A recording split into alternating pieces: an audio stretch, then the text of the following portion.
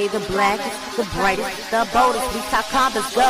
We come in, we hit it with the trick shot. Nothing but net, we need that bell, but them haters they still watch. Like I just said, when it comes to combat, you looking at the TikTok. You wanna come into the ring, mess around, go ahead, get tricked out. We got that attitude, nation to dominate. We got the table, we filling up all the plates. You press play whenever you wanna taste. We always with the real, baby, you never gave fake. The blackest, the brightest, the boldest.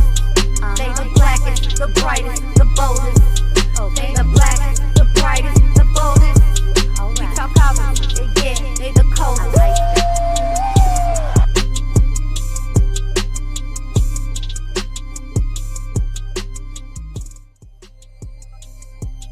Hey, ladies and gentlemen, boys and girls, children of all ages, Glowtime Production proudly brings to you its best, brightest, and blackest combat review show there is on YouTube or anywhere else.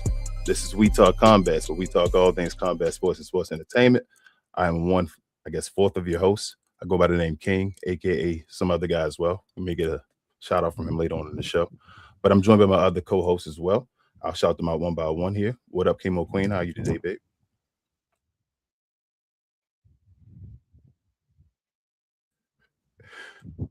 Unmute yourself, babe. Had to unmute myself, but I'm good. I got to see BTS on Tuesday. That was so much fun. I was at MMT, so it was live. So kind of crazy week, but I'm glad the week's come to an end. How are you doing, babe? I cannot complain. Thank you so much for asking, as always. Next up, we got my guy, the final Hugo boss, Travis, down there. How you today, bro? Y'all, man. Y'all okay? Did anybody get shot? Oh man, y'all good. So, other than that, though, I'm good. Y'all, how's everybody? Glow, y'all. Everybody, what's happening? Well, I think I can't complain. I don't know about the rest of Glow, y'all. We'll get to them later on in the show. But last but not least, my guy, Heavy Developmental, Mr. Green. How you today, bro? Hey man, just another day, man. Just trying to get through the day, man. Let's go. Let's talk some combat. All right. Well, if you're new around here, do us a huge favor, y'all. Hit that subscribe button somewhere near Mr. Green's left shoulder down there. Also, hit the like button so that other folks in the algorithm is always notified of when we drop stuff like this, and you can be notified when we drop stuff like this if you hit the notification bell as well. Which we'll get to later on why you should hit that notification bell, because we don't always start the show on time. Actually, I'll get to it now. As you know, it's about quarter after now. We say CPT for a reason. So we do call ourselves not only the People's Channel anymore, we call ourselves the Culture's Channel. That's going to be our statement from this point on. So we appreciate everybody for joining us today again. If you don't know how the show goes, we normally go around our highs and lows of the week. We give you any upcoming tea that may be going on in the wrestling world, or any previews of any PLEs included with that. And we lastly get to your questions and comments. So if you have any questions or comments you have for myself, anybody else that may be a part of the panel, or just anything we talk about, hit us with the @ WTC for We Talk Combats in the comments, so we know you're talking to us and not anybody else in the Glow Yard. Also, do me a favor, follow us on We Talk Combat Clips. We drop all the condensed versions of the show over there on throughout the week, Monday through Friday. If you're interested in any of the stuff we talk about in the show in a shorter version, go over there and subscribe. Help us out with our subscriber numbers over there. Also, our watch along schedule before we move on.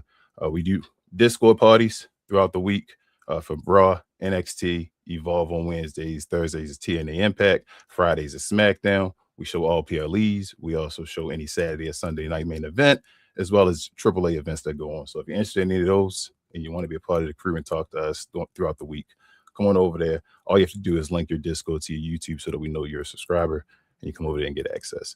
But other than that, y'all, I know we've been a little down right now. Seemed like it's not really a great show, but we got a party. We got a special guest, if you didn't know. We were waiting to bring him on and all. Special guy. We appreciate him so much for joining him. First time, I guess. First time joiner of the channel, I should say, or first time, what I'm trying to say, guest, just in general. This guy has been doing content, he told me, for 7 years. Featured guest. He does awesome content. He's usually out there giving, a certain perspective on stuff, but it's a perspective we can always respect. So with that being said, shout out to our guest, Travis. You want to give him a drum roll here? Let's do it. Here we go. The wise man himself.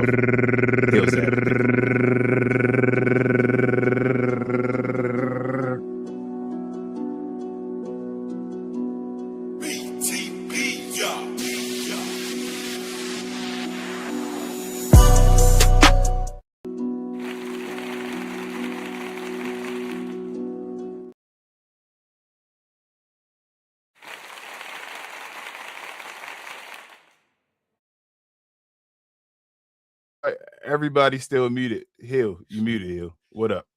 I'm muted. Okay. Wait, I'm live. Hold on. I mean, I'm live, on my end as well. So my stream heard it, but for your people, Okay, there we go. One more time. I'm getting locked in. Finally, the heel has come back to We Talk Combats. Yes. Hey, man, y'all got the soundboards, the production. I love it. We tried, man. I love it, man. I love it. We haven't been doing this as long We as try. We're just Yeah, beyond our first I like year. it. I like it. But we're trying, man. We appreciate and we're inspired by folks like yourself. So if you have you on the show, we definitely appreciate you and we respect your content, man. So thank you for being a part of the show. As long as you respect the heel, you love the heel, you appreciate the heel, it's all good. And most of the time, the heel's right. I'm saying, without new age, without heels, there will be no good guys. So hey, Exactly. Let's get to the show, y'all. Y'all know already know how we do this, our highs and lows and all. But we got our guests. We'll basically let them talk about it first. But let's get to our highs and lows, y'all.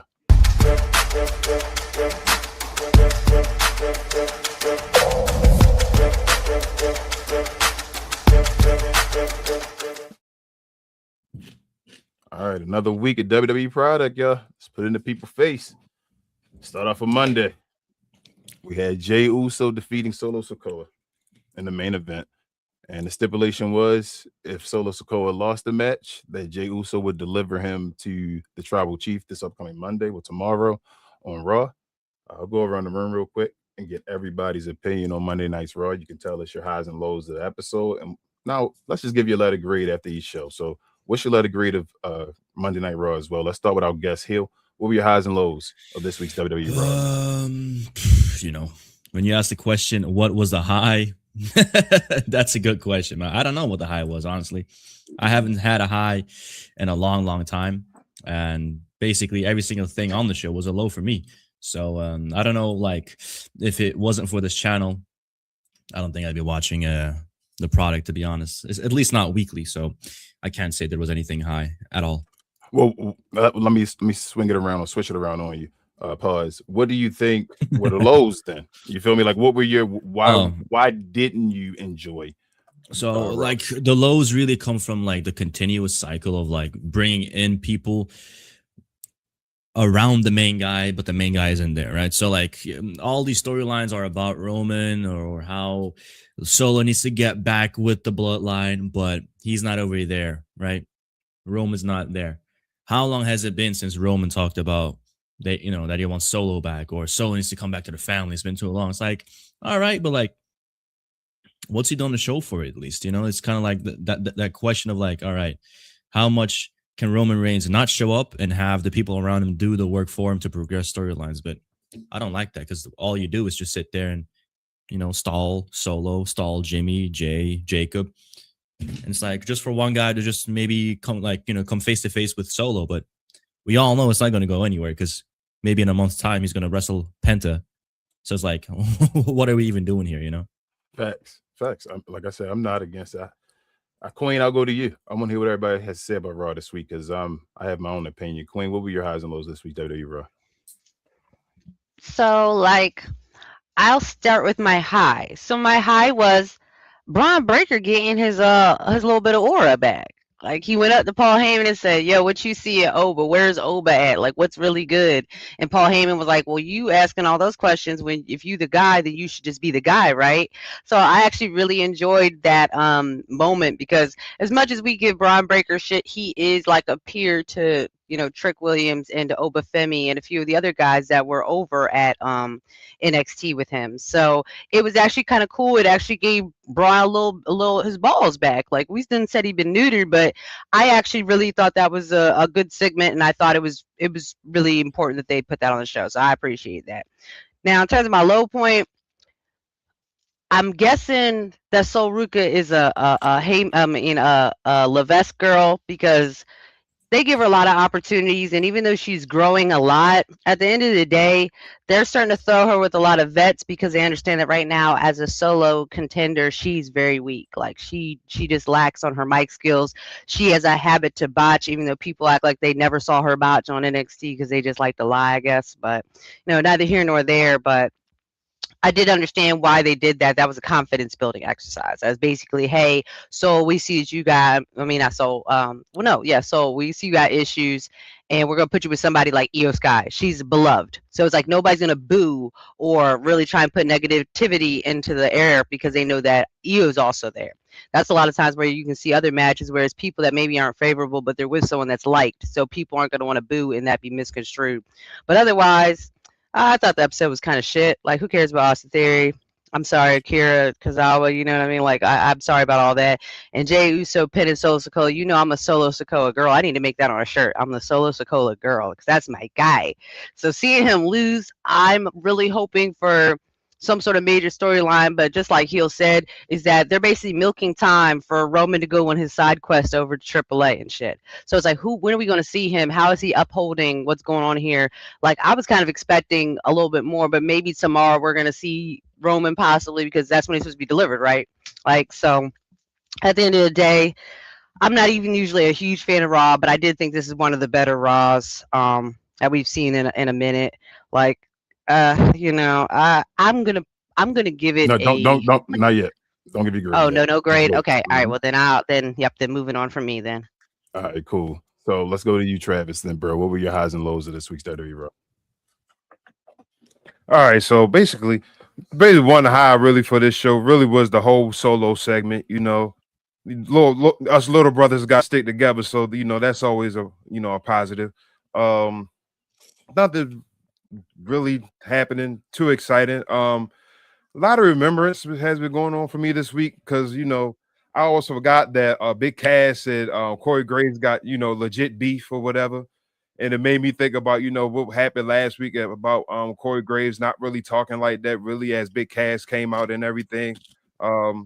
Agreements with Queen, as far as like with Soul and everything, and kind of like with this Oba and Bron situation. Um, this is like this rivalry, okay, is new, it's exciting and everything, but like once this rivalry thing is over, like when Oba finished doing these side quests, I would like to hurry up or see Oba fight for a championship, like either if it's the world or the WWE ones soon. Like once this thing got get over with, this is just waiting and see it as who he's going to fight in. Now this he's definitely have to win. Like it don't matter against who. Like he has to win. But other than that, just Raw was just a like a blood show. All right, let's go to you. Then, heavy developmental, Mr. Green. What were your highs and lows of Raw this week, bro? All right, I'm not liking this mixed AAA, mixed Raw situation that we got going on here. It doesn't work on the main shows. Maybe it's a crowd thing, maybe it's something else. I don't know, but these AAA matches, they don't hit the same pause as it does on Saturdays. That's the first thing I put it as a low. I guess I'll start hashtag justice for Dom. Dom, you don't need this, Dom. Just walk away. Just go to AAA where your people at, and you are a mega star over there, because the heat that you got here, it's gone now, dog. You're just a jobber now. That's sad, man. I guess a little mix up with the women's title. The fact that we got, like I said, interest in the women's title is a plus for me. And that's not saying too much, but it's something, right? Big Cass came out, destroyed Dragon Lee, and then Javon Evans came out, and then he got destroyed. So clearly they're making this Big Cass thing like a thing. It's just he needs to say why he's here. I know he said a little bit last time, but it's just I need like a clear mission statement of what do you plan to do with the division or whatever it is. Like, are you going to be a mid-carder if that's what you want? Are you aiming for grander things? I don't know. We need to hear what you need. We need to state your purpose here, other than just coming through and destroying guys. Everybody talk about the Jey Uso thing. That was great. Just on the fact of Solo, obviously. that Bron Breakker situation, right? I know a lot of people just talks about it, and it's like, he's, I think Queen said he's getting his aura back. It's nah. He still needs some time. He still needs some time for me. He was a second fiddle to Austin Theory in the tag team division. Like I can't. This is the problem with creative. Sometimes they bring people down so far. You gotta get through the mud to get your name back. You know what I'm saying? So if I'm watching Bron Breakker and Oba fight each other as of today, Oba should squash him, right? You should squash the guy that's playing second fiddle to Austin Theory. Like it's not even a contest. So I need him to be a bit more dominant, go through a dominant streak of just destroying cats, randomly. I don't care. Backstage, it doesn't matter. I think he should work with the you think Oba's the future? You think Oba's better than me? Like, go up to random people and just, when they say yes, because that's what they're going to say, or if they pause, smash them, right? Like build some hype around this, and you could do this throughout the whole show. Maybe 2-3 segments throughout the whole show. Build your mystique back up because he got smashed. You know what I'm saying? Like, you're second fiddle to Austin Theory. That's never a good thing. Shout out to the guy that's in NXT saying the same exact thing right now. You know what I'm saying? It's not a good thing. So he needs to do better with that. They need to do better with that. And I think that's all I got for Raw. I think Hill actually alluded to it when it came to this Roman thing, and it should be talked about. I think me and King, we talked about it earlier. We've been masquerading this bloodline / maybe Seth from time to time, but maybe the Vision, maybe LA Knight. There are no stars here on Raw. Let's just call it what it is. We masquerade this bloodline thing as a star, but they're not individually. They're not. You can't have Jimmy Uso closing shows sometimes. He's not a star. You know what I'm saying? The main gunners, if you want to call them that, they're kind of over in SmackDown right now. You know what I mean? And it's an unbalance, but they masquerade. They put a wall over y'all. They just, hey, y'all really don't see what's happening right now. Do y'all really care about that? And that's what I think people are starting to kind of call it out. We need Roman on him, even though he said he was going to be here through the summer, which he was here, I guess, for his credit throughout the summer. We got to continue this thing, dog. Even if it's 5 minutes, even for a segment, we got to continue this thing. Don't just like start falling back and missing 2 weeks at a time, 3 weeks at a time. It's not going to work. It's not going to work. I need you to drop that belt. I need you. If you're going to do that, then drop the belt. It's just as simple as that. We can't have you doing that. Take a month off and then you come back for 2 weeks. I don't need that no more. So that's how I feel about that. But I think that's it. Going on in the UK. All right. I don't have much to say about this show. Y'all basically said everything. I thought the show was meh. I do, like Queen said, I did enjoy the Oba and Bron thing, but as you said as well, Mr. Green, it doesn't make sense right now because all WWE is going to do is back himself into a corner where Bron Breakker basically has to win. Because if Bron Breakker doesn't win, it's a wrap.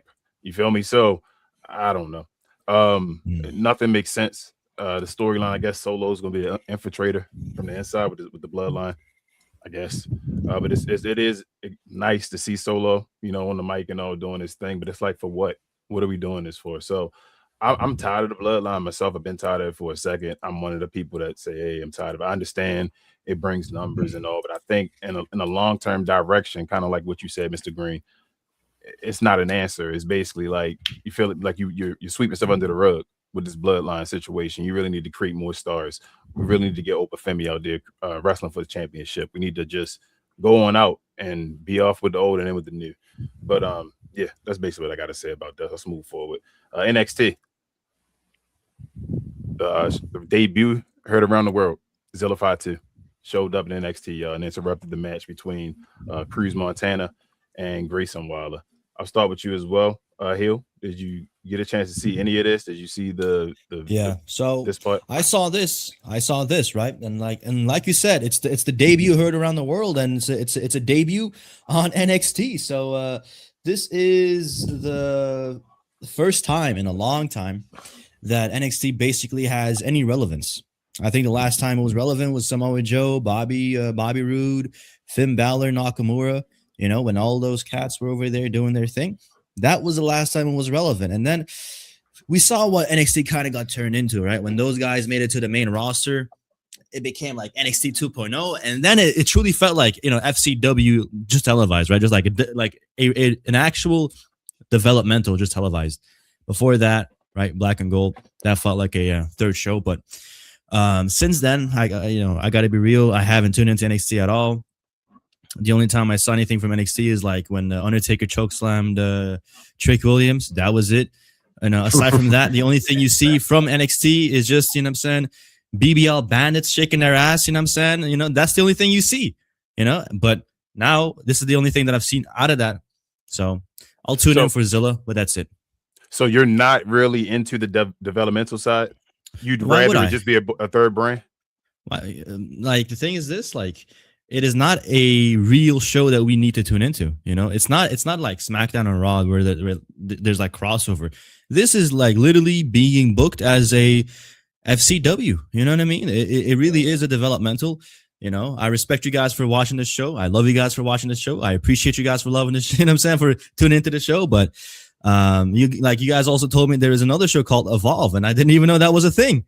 You know, and I was like, damn, you guys are tapped in. You know what I mean? So respect to you guys, man. I can't deal with all this bullcrap, man. I mean, SmackDown is already bad as that is, like, let alone these developmentals.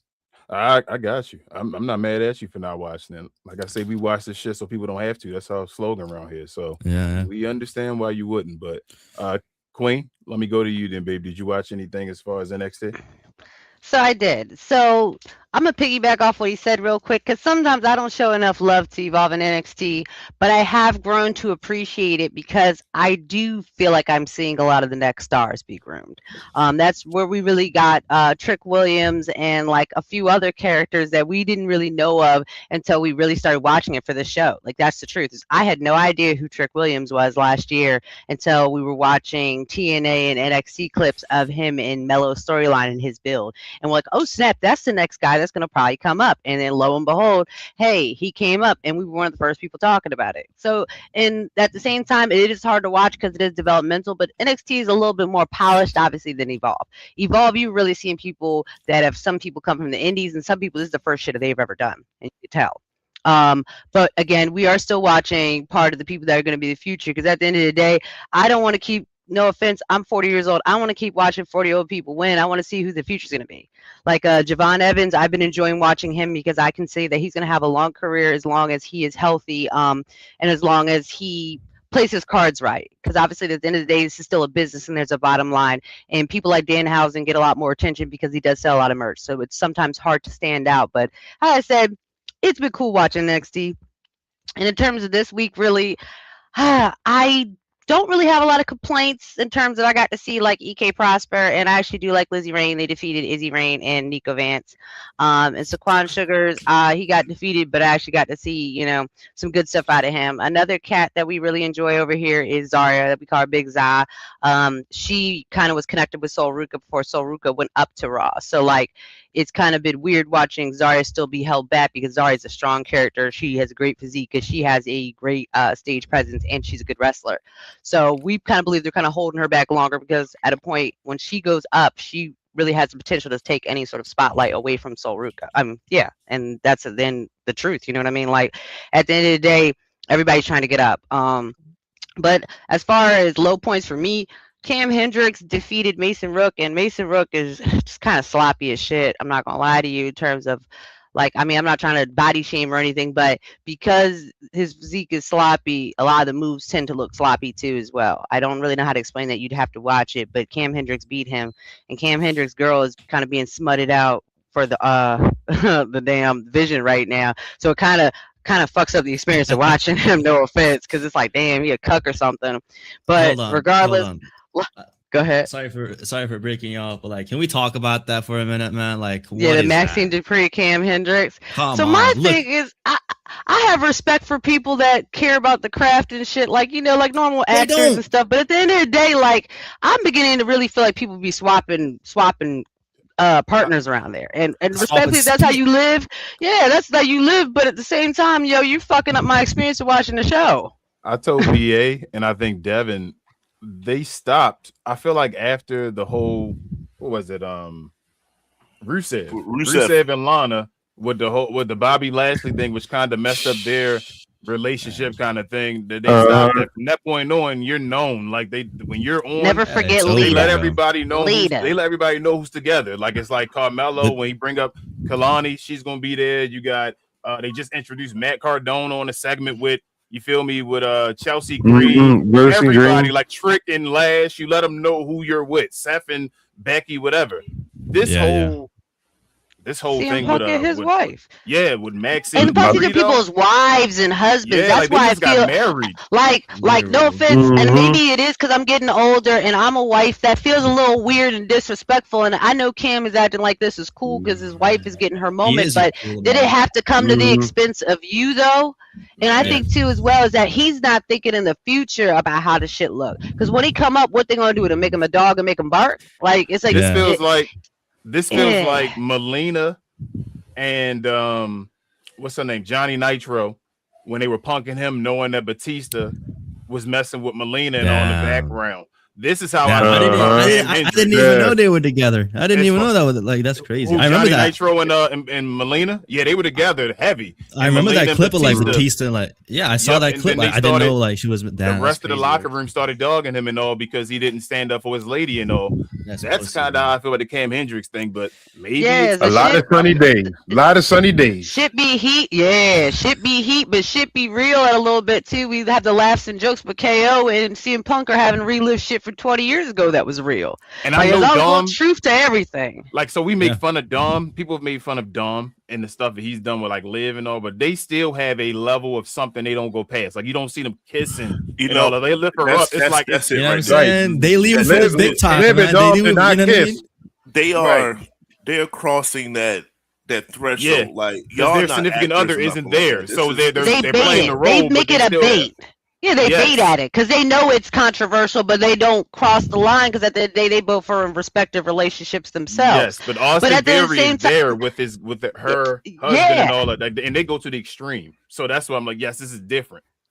Oh yeah, and I also thought the shit was crazy too because like Grayson Waller, like it's crazy because again the connection. Grayson Waller used to do shit with Austin Theory, and like it's like I know it sometimes when probably Grayson Waller looks at Cam Hendricks, he's like, damn, Austin Theory. He might be smashing your girl on the low, but regardless, we go get back on topic. I like Grayson Waller. I like what they're redoing with him, and just like we said before, sometimes you gotta go back to basics to get your shit together. Like it's not always like obviously you wouldn't want to go back to where you began and be like, damn, why everybody think I'm a loser? I went back, but at the same time though, you can take that and flip it and use it to your benefit. Like at this point in time, he's reaching a point where he started to re-elevate his character and reintroduce himself back to NXT, which is actually caused him to get more viral online. So when you get more viral online, it does translate to people start looking more about Grayson Waller, because I always kind of thought he was a joke. No offense, his font is like the SpongeBob font and his colors are bright, but he got good heel aura.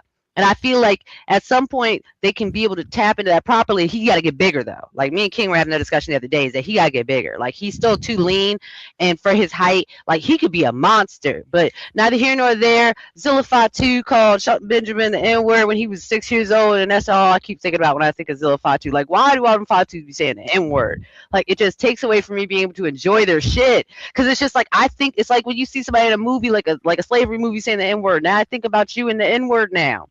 Like, what's wrong with that family? Why they like? I don't care if half their family black. They're not the black ones saying it.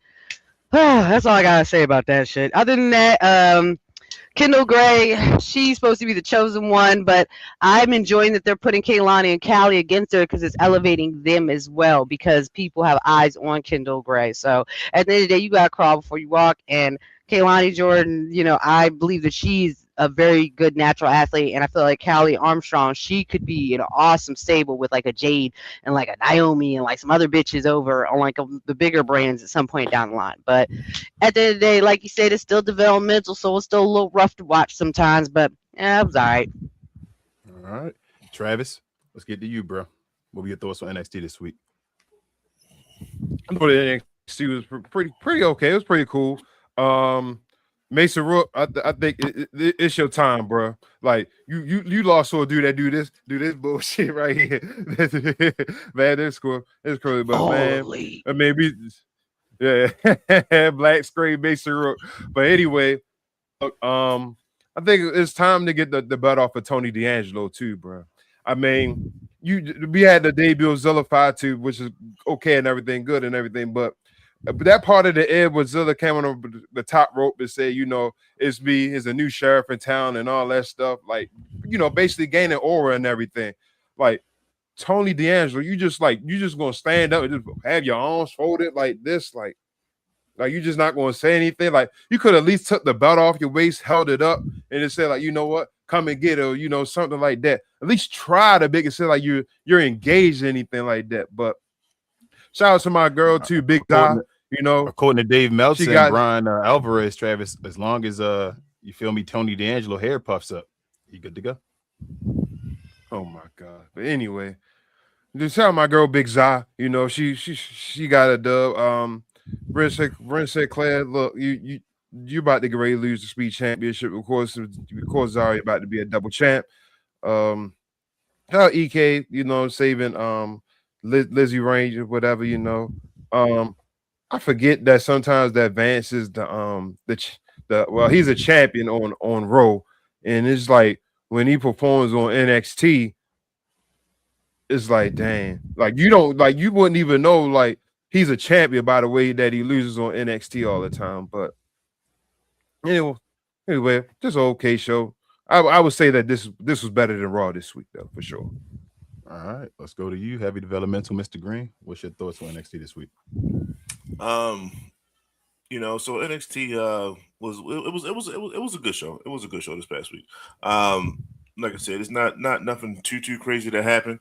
The Zilla thing, right? It's just we went from having like nobody in the men's division, like it was nobody, and it was Nakamura, I think, whatever, Evil, and that was it. Like, and he just showed up. Like it was nobody.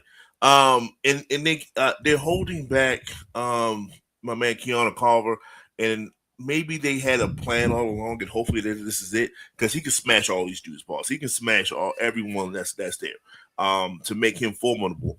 But he has to stay in NXT just for a little bit, because you gotta even out some stuff on the main roster. But so you got Zilla, you got Grayson, and you got Montana. All right, cool. That's okay. That's higher talent in your roster, and that's what they was missing. They was just missing talent guys. And I think that's why it could be entertaining moving forward a little bit more. So I like that. I like that. I don't think they need to add nobody else too much. Just let's let these guys work a little bit, and let's see what happens with that. Hey, if you want to add somebody, bring back Johnny Gargano. That's probably the only other person I want to add to this mix of lower tier but high talent. That's what I want right there. So shout out to Johnny. He ain't doing nothing. My man been planking for the last 6 months. Get those checks though, my man. Keep getting those checks. I like that. But you know what I'm saying? Like I said, it was the Dion B Saquon. I'm tired of that whole dog state. I think they need to just get rid of that. It's not working no more. It had a moment. It's not working no more. I don't know about Big Zai taking both titles though. I'll say that. If Zai's ready, which we all think she is, and Ren is taking both titles. Her segment, her run of doing both shows she's on Evolve 2.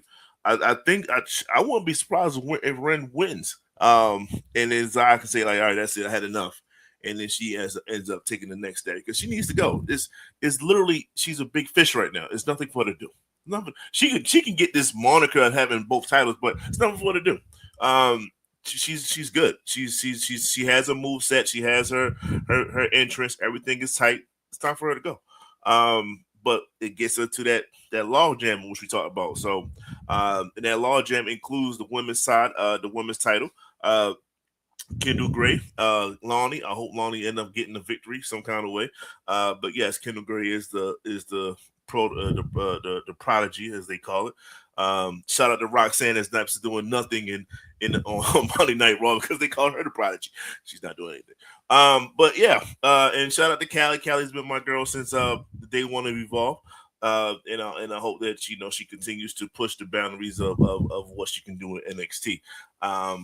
And that's it. Oh, she had one of the greatest segments of all of NXT when she stole that mic from the other two talking. I was like, I need more of that. I need more of that. Her promos still need work, but that the intangibles, that's the stuff that I look at, and she shows that. So, all in all, I think this is pretty much I ain't gonna say a throwaway episode, but it was decent. One more high shout out to Cam. Anybody that got the Cam as a moniker, that should show you something about his personal side too. So you got to watch out for that. He might be a voyeur, but he did beat Mason, and I'm looking at Mason. I'm like, Mason, it might be time for you to go. If not, then I was thinking, like, maybe you get called up too, and let him. I would love to see him and like a Gunther together. Like let Gunther like tirade him. Like, this is what I used to look like. This is what I used to be. Smack him up a few times, get yourself together, and then let him actually get into shape along that way in that process. I think that's a story there. And I think you always need Gunther needs flunkies. That's what he needs, flunkies around him. And I think Mason can do that for a steady period of time until he actually get his shit together and maybe just a different kind of a look. And then next he can go out and do his own thing. So I'm looking towards that. They probably won't do it, but I'm throwing it out there. Just saying if it happens, you heard it here first. But yeah, but that was about it though. So I'll leave it at that. You know how they compare Mason Rook to Bam Bam Bigelow and all? Yeah. They should treat him the same way they did towards the end of Bam Bam's career in WWE. He should be a big man jobber. We need big man jobbers. We need big guys that can be thrown around. Yeah. You feel me? To just be I'm just keeping it real. Guys can go out there causing presence against other jobbers and all that. And then when they fight against certain people, just get beat up over, can throw them around. When that's their role. Rusev. I mean, that's your role now, dog. Don't get pissed yeah, that's off. his role. But we need a younger guy. Oh, you feel me? Like we need somebody that's going to be established instead of the older guys. We had to worry about that. So I would see that for Mason Rook. But other than that, did I see Ethan Page at all this week? Now you just said Rusev. Was he on any show this week? Damn. Probably not. But I'm nah for NXT. I thought it was a throwaway show, like kind of like what you said, BA, or Mr. Green. Other than Zilla Fatu being there, you didn't have to watch this. Also, to counteract what Hill said earlier, I think the only reason I watch NXT, I don't watch it all the time, Hill. I don't watch Evolve all the time. There's a lot of weeks I miss it. Like, I didn't watch all of this one. It's bad. It isn't straight indie wrestling anymore, and I think they're going away from that. Like, WWE is going away from back then. It was with Black and Gold. It's more indie guys that were coming over there and showcasing their skill and showing they were skilled and all that. Like you said, it's more developmental now. I use it as a place to find my stars and follow them throughout the journey. It's kind of like a college and all that. It literally is college and all. Like, I'm finding folks in high school and Evolve or whatever. Like Mr. Green said, Callie Armstrong is somebody that's a project that we watch over here. She's been in Evolve and all that. We watch Kendall Gray when she was in Evolve, and they're bringing her next and saying that she's about to be the prodigy to move on. If you don't find somebody you associate with, NXT and Evolve would be trash. Like, you absolutely don't want to watch it. But if you got someone, like we said, we found Trick, Oba, Javon at that point, we were like, oh my goodness, these guys are about to be. We were watching them on NXT saying, why aren't they being called up when they're having the best match of the year on the stand and deliver card and all of that? Let's get these guys up and all that. So it really depends on how you look at it. That's why I asked you earlier about the developmental. If you look at it developmental and you don't like the college phase and all that stuff, it's not for you at all, because it's not straight indies. I think WWE is moving away from that just completely. But if you do like the developmental, where you're trying to find a guy that's going to be your next megastar and all that stuff, then the grind may be worth it to find a guy like an Obafemi or Trick Williams or Javon Evans. You feel me? Those type of guys. So it is what it is. But like I said, overall, this was forgetful. Zilla Fatu showed up. I'm not a huge Zilla Fatu fan. It is what it is. Why is that? Just out of the bloodline. He does the same thing. He's just another bloodline member. You feel me? Like, it's just he is not on the main roster, so that's like better for me. Well, it's better, yeah, for this situation. But once he moves up, it's just like, do I expect? I hope it takes at least 1 or 2 years, like it's been taking Trick, Lola, like some of these other people. No. He's not. You think? Wait, how long you think he's gonna be there? I'm curious. At least a year. Maybe a year. Maybe at least a year. At least a year. That's still not long. I mean, Roman is still, nobody from the bloodline is leaving within a year. So I'm still thinking, like, when he comes on the show, he's not bigger than Jacob Fatu. He's not bigger than Solo. He's not going to be bigger than Jay.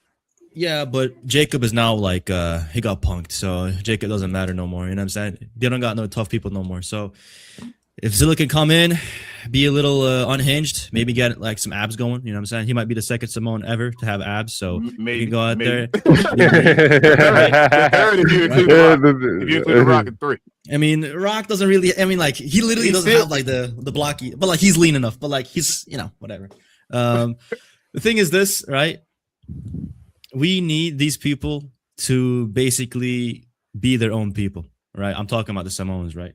They have to not like be these guys that immediately are MFT or Bloodline or this or that. So I was looking forward to seeing Zilla, you know what I'm saying, debut. I thought it was going to be at SummerSlam. I'm happy it isn't, right? Because another run-in, another this, another that would have been just rinsed and repeated too much.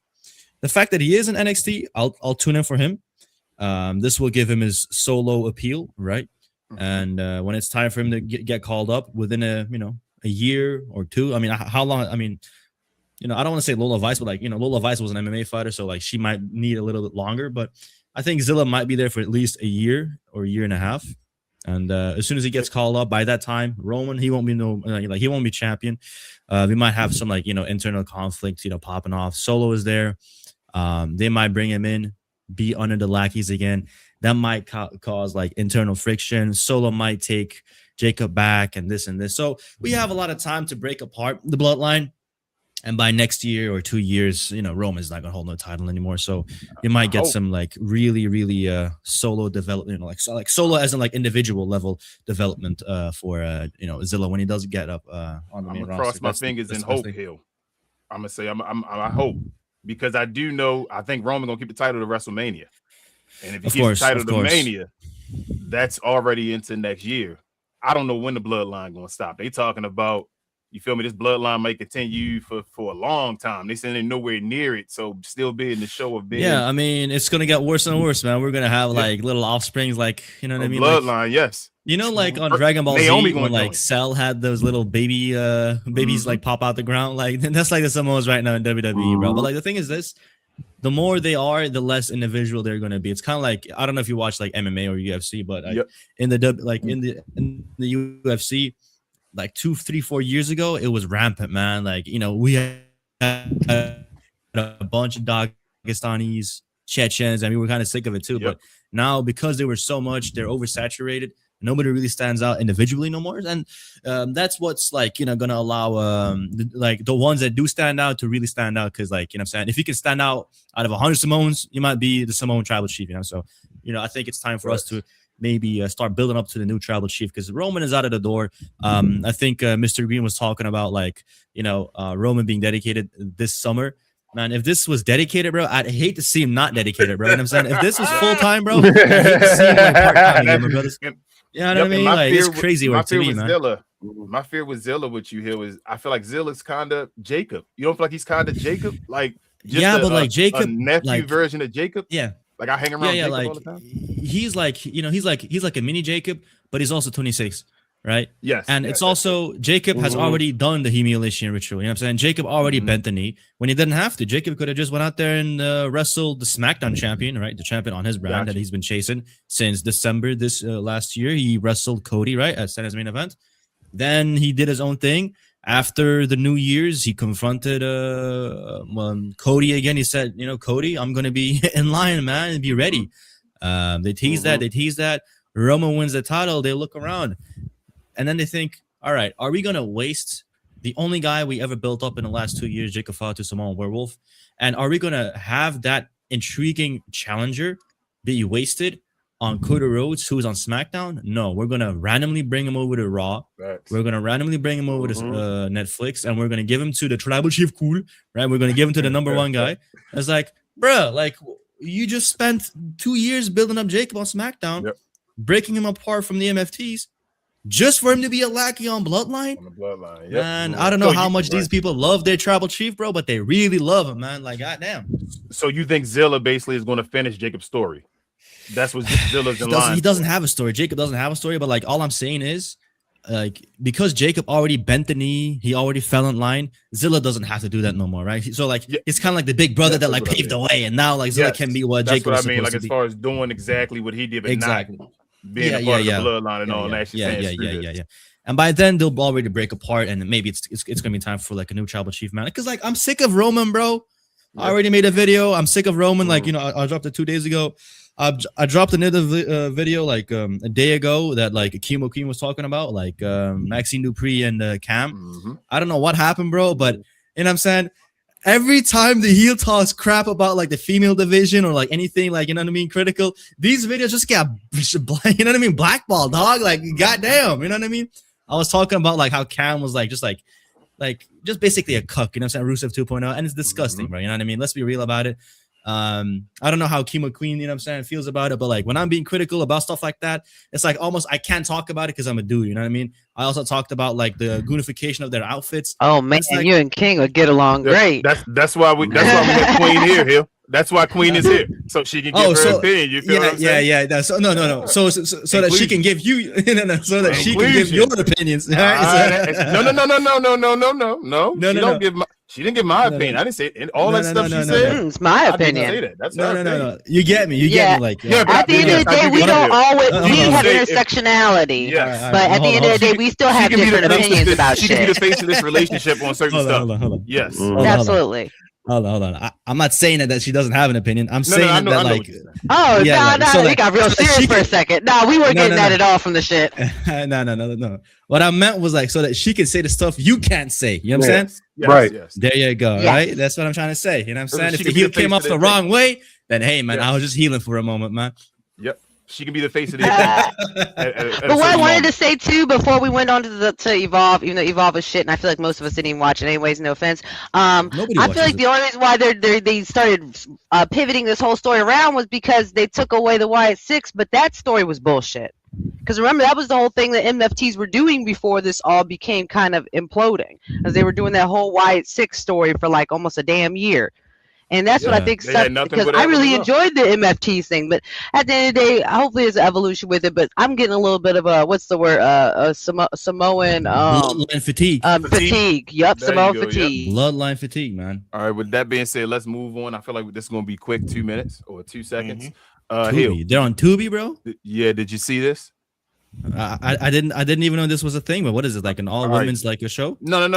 It's the level before NXT. So once you leave like ID and all that stuff, so you have the tryouts, then you have ID, then you have LFG, then you have Evolve, then you have NXT. You got it, man. You got it. People, bro. What they're trying to say, bro. You're gonna get freaking indoctrinated, man. You're gonna get institutionalized, man. It's like the military. They're trying to make it a military. Yes. And I think they're trying to do what's trying to get people from other indies. I think they're trying to make themselves the indies now. Like it looks like I don't want to get into brands because I don't want to cause beef for people in the comments. But yes, I don't want to say WWE wants to create their own monsters as they should.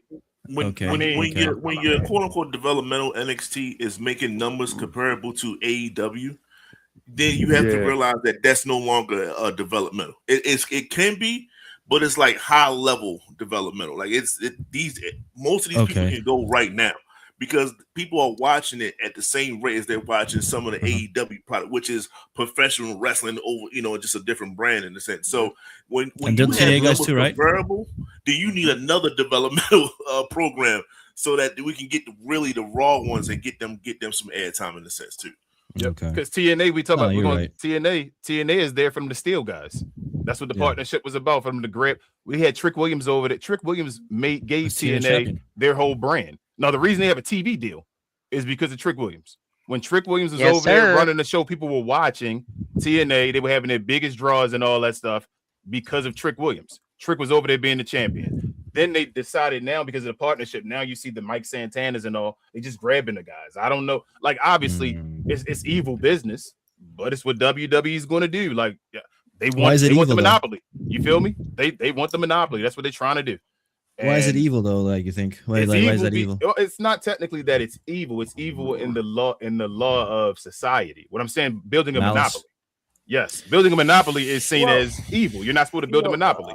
It's against the law. Yeah. But like the thing is, this that's what they wrestling doesn't have anything else though. Wrestling has nothing else. Like if you look at wrestling, there's nothing else. And like it isn't because like WWE is that like good. It's like WWE is the only thing that is good. You know what I'm saying? Like it isn't that. Yeah, I mean, and you have your 500K people that watch it regularly. That's what I'm saying. saying. And then the other issue is like I'm not disagreeing with you. Yeah, but I'm saying like wrestling isn't that big, so it's nothing to push back. So WWE doesn't have it's no fear from WWE. So they're like, I get you. I got a Kmart. I'm Walmart, but to stop me from being a monopoly, I got Kmart. Kmart's basically dead. Like you feel me? Like I'm just No, thank you for they just have it around just so it's not a competition. It's like I'm gonna buy the smaller brand because I want to make sure that I can still keep an eye on the smaller brand. And plus, at the end of the day, you know that's Triple H's boyfriend's baby, TNA. That's their baby over there. Let me not say that. But yeah. And AEW has Ring of Honor too, so it's not like they don't have their own pipeline of as soon as somebody get big over in Ring of Honor, come on over to AEW. So that's just business. Wrestling isn't just that big. Like wrestling in general is just not that big. You know what I mean? Like we can call it a monopoly, but like it's just not that big. Like wrestling still appeals to the same people that year by year are declining. There's just every year there's less and less wrestling fans. Plus, it's expensive to start. It's expensive to start a wrestling promotion. Is expensive in this day and age. That it's easier for them to try and because there's a lot of smaller, like even just black-owned wrestling productions, and I see them a lot on YouTube, and they rely specifically on YouTube for their funding. That's crazy. But yeah, it's hard because. Go ahead. Finish your point. Oh no, I was just gonna say it's just in terms of where the money is, it's harder to do. Like basically, me and King had this discussion the other day that if WWE grabs you up, what they expect is I'm about to put some money into you, get you like some new teeth, get you your shit together so we can put you on TV, and then I expect for that to pay off to me. Like I'm gonna invest my money into you first, but I want my payoff. I want you to sell shirts. I want you to do all these shows. And I've noticed on Evolve, you'll see a lot of people on Evolve on TNA because at the end of the day, it's about keeping the money in house. I'm already paying you Evolve money. I'm not gonna pay you TNA money, but I'll pay you the Evolve money, and I want you to go over to TNA real quick and go take a loss over there. Yeah. But go ahead, King.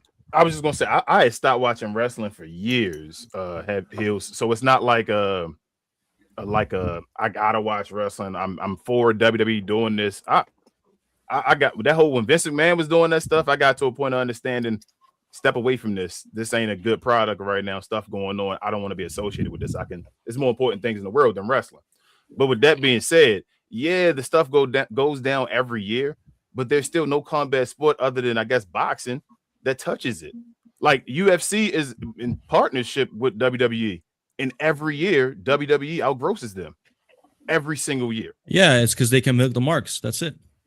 Well, if it's just the marks, it still means that you feel what I'm saying. It still means that somebody is paying money and doing something. Bro, UFC is like I'm not even lying, bro. At least 10 times more popular. At least Okay. So the problem is that UFC is not popular to other people. So WWE hits children, it hits women, it hits a bunch of different races of people. UFC does not hit as big of an umbrella. That's drop the issue. Financial rates every year, and every year WWE makes more than UFC. They make more because they are a lot more. You know what I'm saying? Rinsing the marks. You watch a show, commercials. Well, it's a demographic. But hold on. If it's fans of something, don't you become a mark of something? Wouldn't UFC people watch UFC over and over again? because you don't see you know what I'm saying, UFC fans walking around with like, you know what I'm saying, merch of this, merch of that, club WWE. You don't see them paying $16,000 to sit ringside. You don't see them going out there VIP packages. You don't see them going out there, you know what I'm saying, meet and greet this, meet and greet that. No, you know what I'm saying? They don't have somebody that, you know? that's buying the front seat. Sure, but like they're sold out. The wrestling fan, you know, intrinsically is just like a sucker. That's like the problem, right? So that's a different like the wrestling fan is there to of course it is. But like when you say like, oh yeah, you know, WWE is doing better than UFC, of course, because you know their top names only fight once or twice a year, and the difference is the global appeal is massive. You know, when a big MMA fighter fights, it is a real thing. It is a real competition. That's what really brings in people. I can walk out my street, I can talk to people about whatever UFC fighter is relevant today. I can't do that with no WWE fan. The WWE fan. Like I know. Wait, hold on. You do know though that the WWE goes worldwide and has shows everywhere. I get you. But that's a novelty.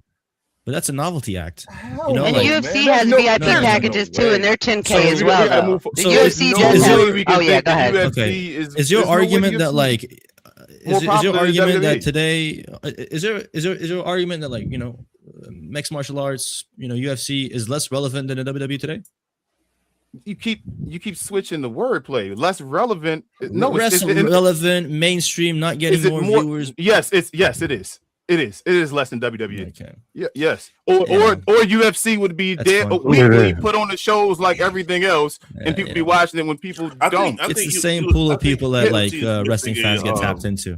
It's the UFC same it's pool of a people. certain They don't audience have a that star. UFC only and UFC one like Mr. Green said does not have a star. They've been missing it since Conor McGregor, and then also UFC only really like so WWE is for. We know WWE is mainly a red audience. Like we know it is. They are mainly red as far as the studio and all that stuff, but they still portray to everyone. UFC is a red audience like thing. Look at me. There are a Yes. lot of folks, bro, here hills in Baltimore, where I'm from, that don't watch UFC at all, bro. Nobody watched that. We say it's just a bunch of white people fighting each other. That's what a lot But of folks they- but they over watch And here. even though we know, there's Yes, other they races know there. WWE. It's Honestly, a lot of us yeah. that don't watch It feels the to UFC. me, bro. It feels to me you're kind of in a wrestling echo chamber, bro. Hold on. No, Hills. My show is called We Talk Combats. I talk about boxing and UFC. The reason I don't Yeah. is because it's I- not listen. relevant. Because it's not Listen. relevant right now, Listen. Hills. Because I don't have to talk about. There's no star. There's no Roman Reigns. Hold on. You see that plaque in the back, bro? That's not a plaque from wrestling, by the way. That's a plaque from a boxing channel I run. I've run that channel since 2015. I know a lot about fighting. I know a lot about UFC, bro. Don't think I'm not like this guy that's not tapped in. I'm probably more tapped in. I didn't say you weren't tapped in at all. What I just said to you is that when I say WWE is not on a global level doing well, pulling in people, pulling in new viewers, they aren't. They're already just tapping into the people that care to watch. Neither is UFC. UFC is struggling to bring in new folks right now, Hill, because they're I think the thing that everyone's forgetting is that UFC and WWE came together because both of them were trying to elevate both of their brands. UFC does have a specific market, and WWE is more encompassing. But at the end of the day, one has more history. WWE's been around longer. Like I just said, we have boxing and other combat shows. But the thing is this though. We gotta when the WWE gets more money, it isn't because they're better or like more relevant. No one said they're better. That's what I'm saying. I think you're getting offended because you. I'm not offended. I'm just trying to explain to you. Just because something's more popular does not mean it's better. There are a bunch of movies that make a bunch of money that I think are trash. That don't mean it's better. I'm not saying it's a better product. What I'm saying it's more popular. Hill. Okay, it is. It's not wrestling is not more popular at all.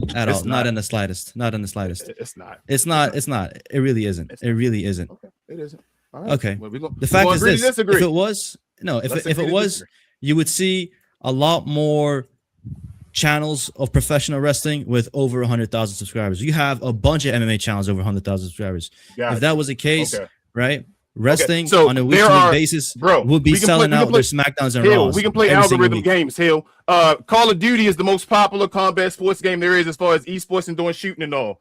They don't have the most popular videos no more. It's Counter-Strike. Counter-Strike is number one. All right. Okay. We talking. I'm sorry. I'm in console. I'm talking console. Yes, we can go to console. My bad. I mean, CS:GO is not on console. Console play. I'm talking. That's why I know. That's why I'm not talking about that. Console play, Hill. I mean, you said the number one game console play. It is. Is it not? You're right about that. Is it not the number one play console play? Well, the esports can't grow because every year there's new Call of Duty, so that's a different topic. Then I mean we got to agree to disagree. We can move forward to TNA Impact. Then guys, Hill, did you watch this one? The healers out here healing, man. No, it's you're crazy fine. You can heal. You're fine. You know what I'm saying? You know what I'm saying? I'm just out here healing, man. You're good. You're good. No, you're not. I'm not bothered by you. Knockouts tournament, bro. Come on, who cares about this? I don't even know really what this is even really about. I'm not gonna lie to you. Like so this is me bullshitting. I do know what it's about, but I feel like it wasn't the time nor place, and there's not enough bitches on TNA for this to make sense. Like it just didn't make enough sense. I don't even know enough women on TNA, and it kind of just, what is this for? Who is this for? The TV championship. That's what we defended it. Their TV championship. Their women's mid card and Leon Slater. Travis. Like that's it. I mean, I really thought that Jada Stone and Indy Hartwell was gonna make it to the end, but I guess not, because I'm not a big fan of the Alicus brand anyway. But other than that, you know, just who? Never mind. No, I don't like none of the Alicus brand. I'm not fans of near one of them. Even dude. I say even yeah. But I don't know nothing. Like I said, besides this, you know, of course, Ricky and Leon. I did not see TNA this week. I went back to see some highlights though, but y'all ain't missed nothing. Let's say like the show say, we watch this shit so you don't have to. Hey, let's move on. SmackDown again. Carmelo Hayes in Boston took the L cleanly. Oh, man. You know, this is no surprise. This is no surprise. Like, the fact is this: Carmelo Hayes, just, you know, when you look at him visually, bro, like, how the hell is he gonna beat somebody like Baron Corbin, bro? The guy is just too small, man. Let that be the job of Trick Williams. And I don't even know why Trick Williams is out here, like not even in contention with this guy. Like, why is Carmelo Hayes in this little vortex? Like, what? They can't give Carmelo to Trick. They can't have Carmelo go over on Trick, but when Trick loses the title and Trick wants a little break here and there, we're gonna pop in little old Carmelo so that he can job out, and maybe in 2 weeks we can get Trick and Baron Corbin back at it again. Come on, man. Are we taking a piss? Either bring these guys into a storyline or not, bro. It's the same freaking crap they pull on Sami Zayn as well. It's just dumb, you know. Like, oh, Sami Zayn wins at Saudi, great. The following night he loses, great. Let's move. Like, I'm invested. Sami versus Punk. Let's go. Oh no, Sami just got attacked by. Or like Cody gets attacked by Gunther, Sami gets sidetracked. Like, are we kidding me? Like, this is why nobody cares about WWE, bro, and that's why UFC is more relevant, by the way.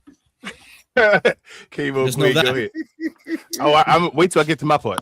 Go ahead, K-Mo Queen. I can't wait on that one. Sorry, I'm trying to be a parent for a second, man. So, I'm gonna say first off, this SmackDown was good. And I say good very operatively, but I'll tell you what the biggest problem was with this shit. Why the fuck were CM Punk and KO talking for like 20 fucking minutes? Like, nobody did the wrap it up. It messed up the flow of the show. The rest of the show just felt weird. Like, everything was flowing, and then it just kind of just stopped. And it was just. How long have you guys been watching like SmackDown for weekly on this show? So basically over a year that we've been doing it on this show, but we were periodically coming. Mm-hmm. Hold on. Well, so go ahead, King. So no, I've been watching wrestling since back in Hogan and the Warrior and all that. Yeah. But like on the show, like, were you guys there for like for The Rock? Yes. I've been to multiple live things and been to Raw. Yeah, I've been to Raw and SmackDown. I've been to the SummerSlam with John Cena, with Shawn Michaels and what's his name? Shawn Michaels and Hulk Hogan wrestled each other. Sure. And all that. I've been a wrestling fan doing this. I'm talking about this guy. I'm talking about like live on the show. Thing? No, that's what I'm saying. We haven't started this show we've been doing this show for a little bit over a year. So like, I'm trying to say that last year WrestleMania. All right, so like my question because of that, like why I'm asking that is like, if you guys can compare that, like with, you know, those episodes with The Rock lead up to Mania 40 and compare it to this today, could like Chemo, for example, say like this was still good if you were to compare to that? No, so we did it after that one. That's what I'm saying. So I'm saying we started after 40. So I understand the question. I understand the question you're asking, Hill. I understood the question. Bro, King is just beyond like, bro, King, put that. We didn't. No. We didn't. We didn't watch that. What I'm saying is that. No, we didn't. No. I understand what he's saying. No. What he's trying to say is that during the era of watching The Rock and them building up to their PO. He's talking about. That is what I'm saying. That is what I'm saying. Hold on. Let the lady speak. WrestleMania 40. Well, you said with The Rock was on those episodes on WrestleMania 40 and all the build-up. Yeah, no, go on, Kimo. So I did understand what he was saying. He was saying, do these have the same kind of draw that back in the day with The Rock building up to their PLEs had? And I'm going to say no. I'm going to say we did have a few PLEs this year where we had a SmackDown where it, like the go home shows, made it feel like that kind of build up. But right now, no, I don't feel like it's as strong as during that era. No, I don't. But I really don't. if you can compare those episodes, right, and give them a rating, right? Like, let's just say, right, the episode where The Rock came back and, I don't know, attacked Cody or something. Like, if you could give that a rating, right, how much would you give that? And give that King, I'm not talking to you, my brother. Calm it down, all right? That's what you're talking about. No, what I'm saying, the Queen, he's talking about when The Rock attacked Cody. We didn't watch that. We didn't watch that. That's what I'm saying. Listen to me. But I'm asking Kimo, though, all right? So hold on. She didn't watch that, Hill? All right.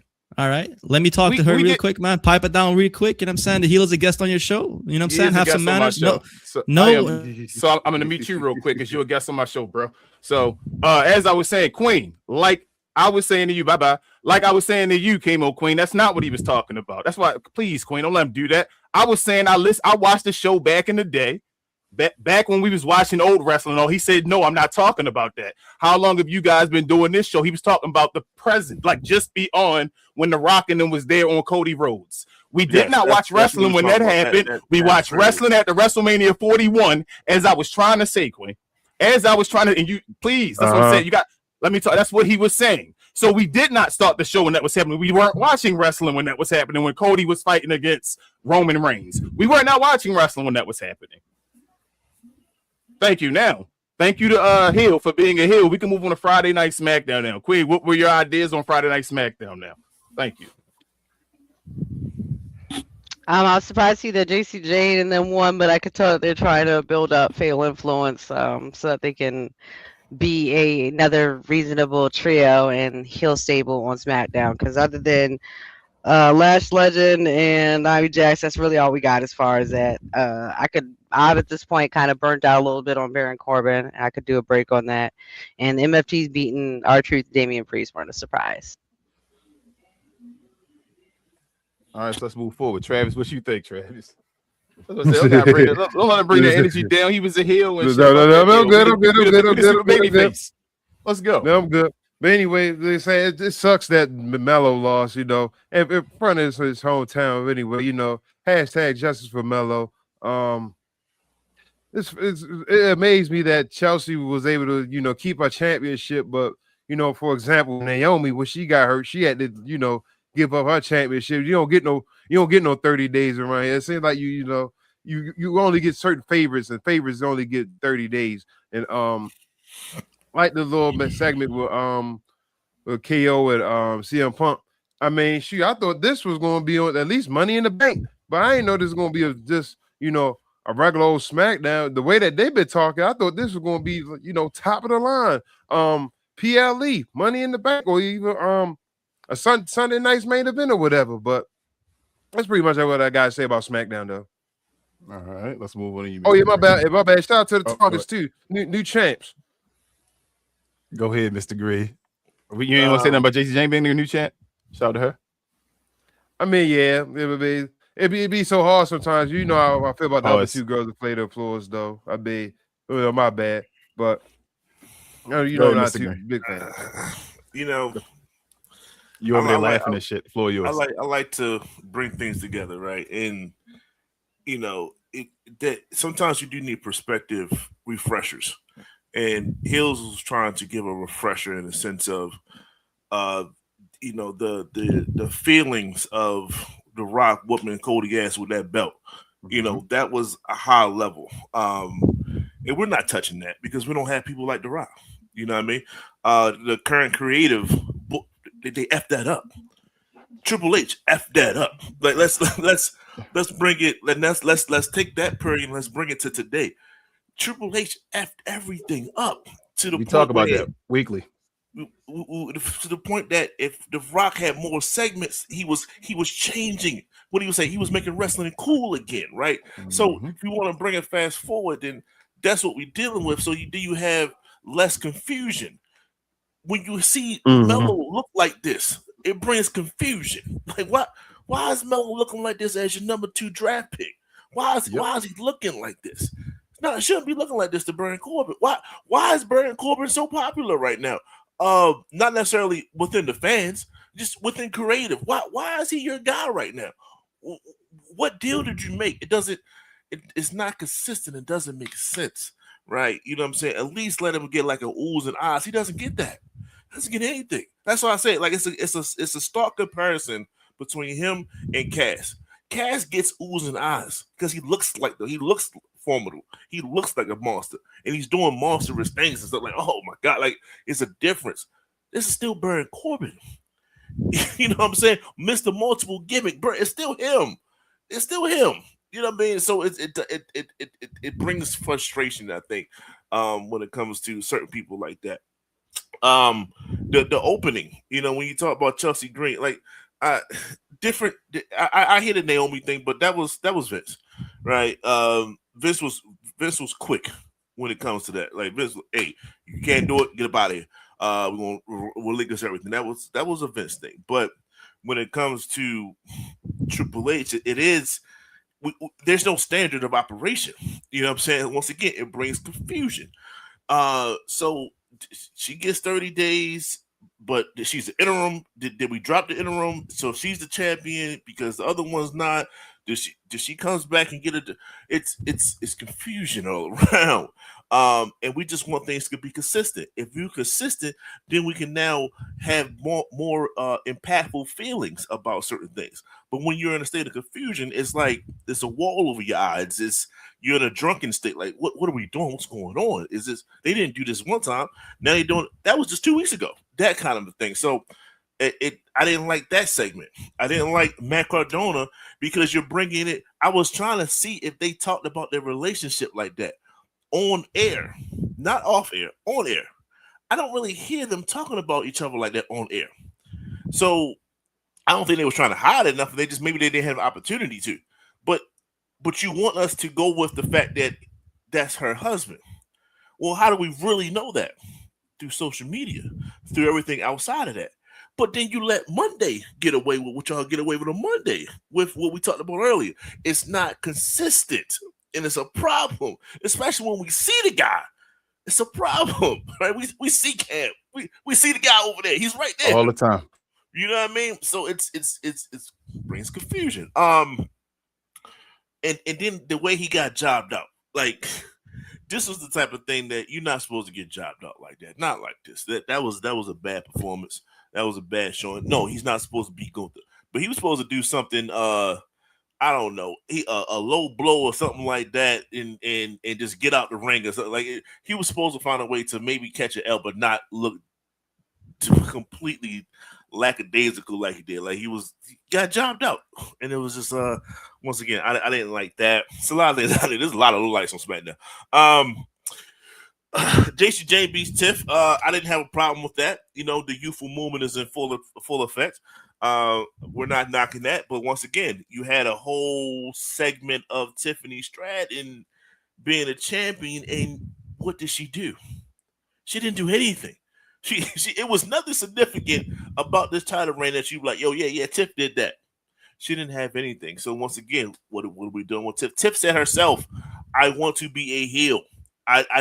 That's where that's easy for her. You keep making her to the slight baby face thing. It's not her. It's not her. It probably never was her. She's having difficulties. That's why she's not being remembered. Once again, the R-Truth and Damien wants no tag name, just these two guys. What did they do that was memorable as a champion? You can't remember anything they did. They made a theme song together that started with Damian Priest. They didn't do anything whatsoever, and that's the problem, right? That's the problem. You're right. And it's all right. So let's try again. And this is what we do as wrestling fans. We give you it's like your child. Your child do something wrong, like your baby child. Don't do it again. All right, it smiles. It's all good. Water on the bridge until they F up again. We're going to give the Tongans another try. We're going to give the tag team titles yet another try. But what's going to be the difference? They're not going to. Who is there for them to have a memorable feud with? They're not on the show right now. Once again, that's a problem. I think we went through all the championships. We went through Gunther. And yes, Queen talked about KO and all them.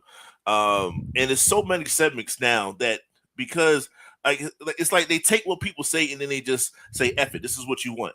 We said, you know what, let KO and CM Punk, I said that. I don't want to put words in other people's mouths or whatever parts, but it's like, give them a time limit and then let them do what they do. They don't necessarily need to be scripted every part of the way. They gave them the opportunity to kind of go with freelance. I think they was freelancing a little bit. But then you didn't set a time limit. Like you didn't listen all the way. How you not listen to the time limit part? Because that keeps them sharp. Whereas though, like, hey, we gotta get some real heavy blows in pause before the time is up. They just let them go, and it was too long, and it wasn't that memorable to do that. It made it seem like it was garbage at the end of the day, which it was because it was just too long. So a lot of misses with SmackDown. I wish I had highlights, bro. I wish I could sit here and tell you like, yo, this was a good part of SmackDown. I didn't see a good part of SmackDown, other than let's say maybe Cody at the last second. But was that timing issues once again? Did they do the old Vince where as though you want to see what happens next? Tune in to wait to the next show so you can hear the results because they cut off the show in a sense. They went past that mark, or did they just not plan it right and they ran out of time and then they had to cut the show? I don't know. That's a question that I shouldn't have to have, but we don't know what Cody did. We don't know how far Cody went. Did Cody do anything else? We don't know, but the crowd wanted it. Clearly the crowd wanted him to go take it to the next level. We didn't see it, so who knows? That was probably, if anything, that was a high part of a bunch of lowlights. I wish I had a highlight for that show. It's crazy because a lot of folks said they enjoy SmackDown, and I'm with you. But I didn't enjoy SmackDown. I thought that KO. So here's my thing with the KO and CM Punk thing. I say for any show on TV, right? Mm-hmm. I shouldn't have to research other shows to know what you're talking about. So meaning if you drop a new thing, I shouldn't have to go back and say, well, you know what? What is Kevin Owens and CM Punk talking about? What are they exact? What are we getting this long-winded answer for? Who the hell are we talking about? And if you don't know, then what was the whole conversation about? I have no clue. So that's my issue with the whole CM Punk and not Cody thing, CM Punk and KO thing. They were like trying to go somewhere, but then not. You can see they were like told not to go so far, but it's like, but why are we talking like that then? Like it's all in code. I feel like to me, I didn't enjoy it. I thought it was just okay, just to get to a curse word and get a pop. That's what I felt like it kept getting to, and that like the energy. People can say they love what they were saying, and all. I didn't feel the energy in the arena like being like I felt it getting like sucked out of the place, and Kevin Owens had to like run into CM Punk face and say, "Look at me when I'm talking to you," to get the people to say something and all because they weren't. That's a veteran trick, homeboy.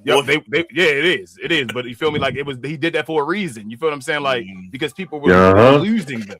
It was like, no, I don't know what they're talking about. The Cody and Randy thing, that's fine. It was the end of the day. I knew when we got to that point, I'm like, they don't got enough time. They don't got a lot of time to do something. I was talking to Queen. They got a lot of time to finish the match. I know that this on USA, so they're not gonna get like overtime. They're gonna have to stop at 10 p.m. Exactly. And they got to that point, it was done. This Mello thing, like I have no clue, BA. I had no clue with the like. I thought maybe the payoff would have been Boston. You know, maybe we just waiting and we got him circled on the map. Maybe that's the payoff. Man had his colors on, bro. He lost clean. He lost clean. That was that's no. That he did nothing. Baron Corbin did nothing to cheat. He lost. Right, he beat him cleanly. I don't want Trick to get that U.S. title back. So I'm like, I don't want that part of it. Like I don't. This is all. I wish Trick didn't get the U.S. title in the first place. Like I was saying from the get go, like it didn't need to be. That didn't need to happen. But I don't. That Mello thing. Like I don't know what to say about Mello. This is. I don't know where we go. Mello's still not going to be on a PLE. He's not getting no PLE paychecks. Main event. Yeah, that's what we're gonna get to. Send his ass TripleA. They got to send his ass TripleA. Have him compete against the luchadors and all that stuff. I mean, he'd look awesome over there doing the matches, but damn, Mello shouldn't have had to be in AAA. Right. That's my issue. Like, but I don't know, bro. Like I said, I wasn't really feeling this SmackDown. I don't know. We too far in between PLEs. I don't know. Next week, KO and CM Punk. I don't need it. People excited for that, I guess. I don't know, bro. It's just sometimes it be losing me. And I think sometimes the stuff just not for you. This that indie stuff. I've never been a huge indie guy. You feel me? So this don't appeal to me. The same way it appeals to other folks. I'm like, okay, let's keep it moving.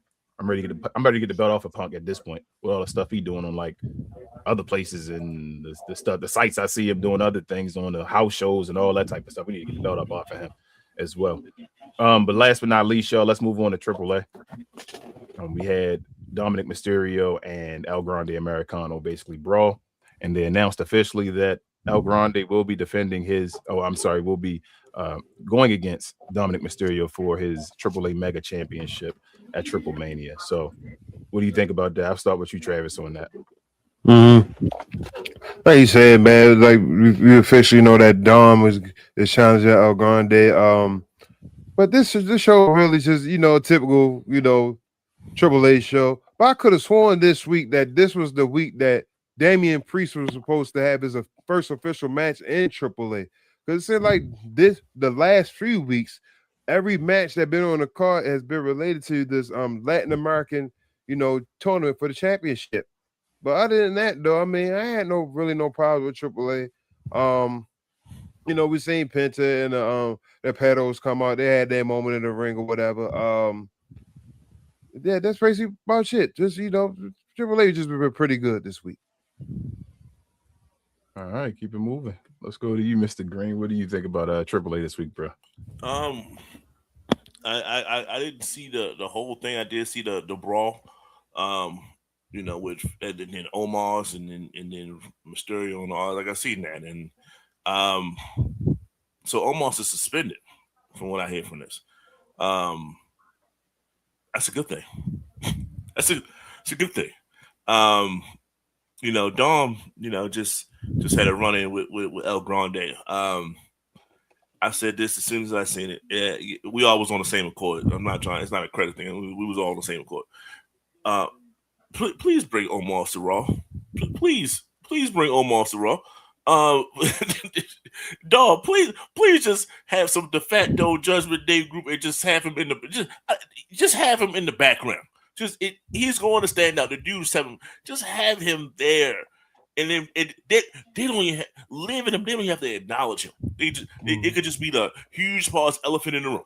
just who the hell is that guy? Just do that. Just bring him along the show, and then let's see what happens after that. You know what I mean? That's the feeling that I feel from that. Like, hopefully that it's like to me, I watched that and saw all future ramifications from that. But like I said, it's like it's funny. It's when creative does people wrong. Maybe this is their grand plan or whatever. I don't know, but I was always like I was cool with Dom. But now it's like I'm a Dom supporter now. Like I've turned into a Dom supporter, and it's just like, look, man, if you got to stay in AAA to maintain your skill set, your aura, then you might have to, dog, because they don't treat you right on the main roster at all. And you were supposed to be the one. Like I know everyone says like, yo, you're it, you're next. You had a specialized talent, whereas though you had a whole segment of people following you because of who your daddy was, which is clearly the most recognizable luchador of all time. Yeah, we can say Rey Mysterio is that. Across multiple decades, multiple genres, multiple factions, multiple organizations. You know what I'm saying? That's Rey. And you're very close to Eddie too. So it's like, yo, that's your bringing. That's your upbringing. You're supposed to be him amongst the Hispanic in their community. Like you're supposed to be their guy, and you can't be Dragon Lee. So the fact that I get it's the refresher of seeing him on AAA. Like that's the Dom out. That's him. That's him. You know what I mean? Like can't go too many weeks without having him not on AAA because it makes you think, dang, like he's just a Danhausen guy. No, he's not just a Danhausen guy. He's really good. He's really good. It's just Triple H don't like him right now. I don't know, but it was cool. It was cool. I mean, he scared me about Money in the Bank. This whole Dom thing. Every time this whole Dom thing, I'm like, I think Dom might win it. I'm starting to get to the point of thinking Dom might win. Who did they tell you the participants yet? No. We don't. They got to have qualifying matches, right? But I'm thinking Dom, unless he gonna lose his qualifying, be too like trash where he can't even beat the qualifying match, maybe. But if he get in there though, he's one of the guys that will be at the top of my list as far as being a prohibited favorite. I don't think they're gonna have an old guy in this match. Who? No, they should be all young blood. Like Cody. I think it's probably gonna be one. They're gonna put one guy in there, one old guy in there, like a Cody or a Seth or something like that, like somebody that just can get thrown in there. I'll be forgetting about Seth. So I think they're gonna put one in there and establish that, but then the rest of them gonna be a bunch of young guys. But Dom, like you say, he got to win his qualifier, but he probably not gonna have he's not gonna have any belt because I mean, unless they swerve in Triple Mania in Mexico, they don't give El Grande the belt. And he wouldn't have either belt, right? That's what I'm saying. So if he gets the belt, then that's Dom just going through everything. You feel what I'm saying? And then that's the story to get the briefcase, man. So he in there as well, pause. Like so. But let's move on to you, Queen. Get your opinion on this. What did you think about AAA if you saw it?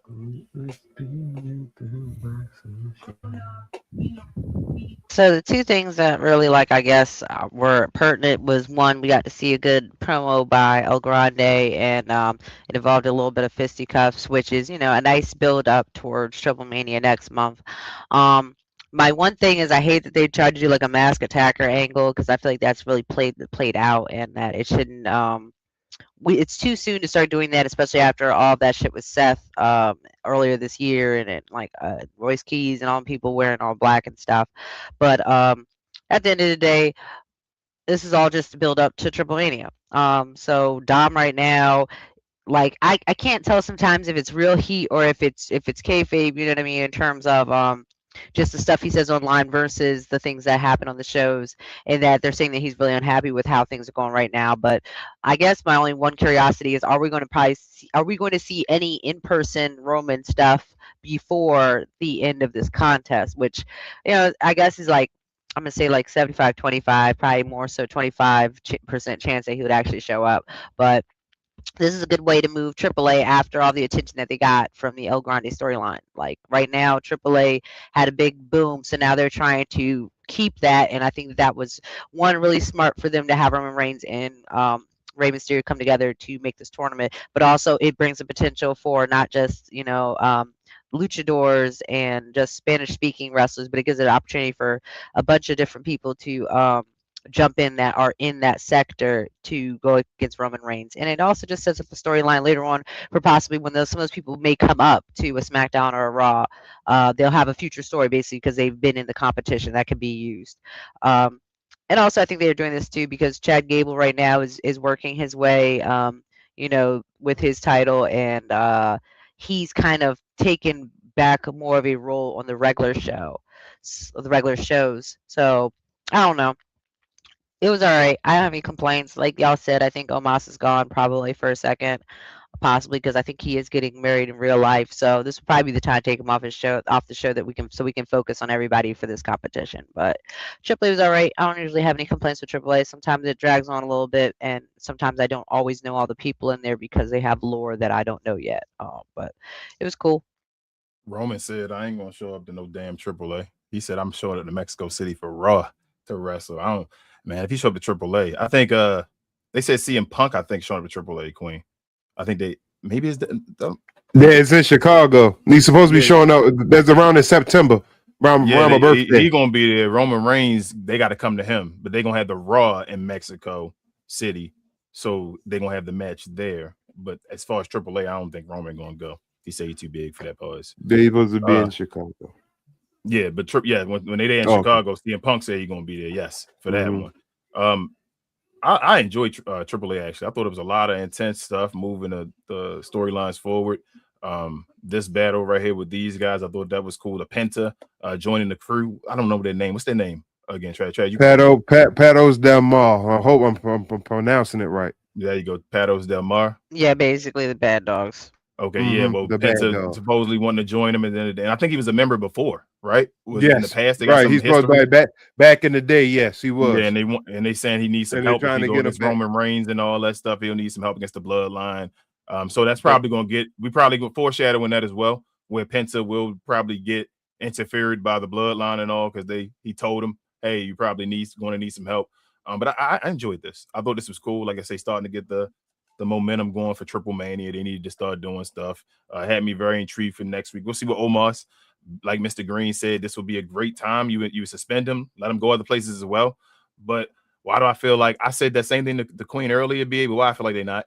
I feel like just going to not be on AAA. And then we just going to sit here and be like, that was a waste. He will be right there. But he not suspended. This is just to get him away from This is just to get him away from the match so that El Grande got a chance to win. So that it's not Omos in the corner where he's going to beat the hell out of El Grande and make sure this gives El Grande the way where he actually win. And I'm just like, damn, bro, let Omos go wrestle Oba or something right now. Like, this would be the perfect time, bro. But I don't know. I would hope so. I'm crossing my, if that happened, I'd pop out of my seat, literally at home. But I don't think so, yeah. And with that being said, B, let me go to you, bro. What were our highs and lows brought to the people by? Oh, the merch, right? How'd you know? Wait a minute.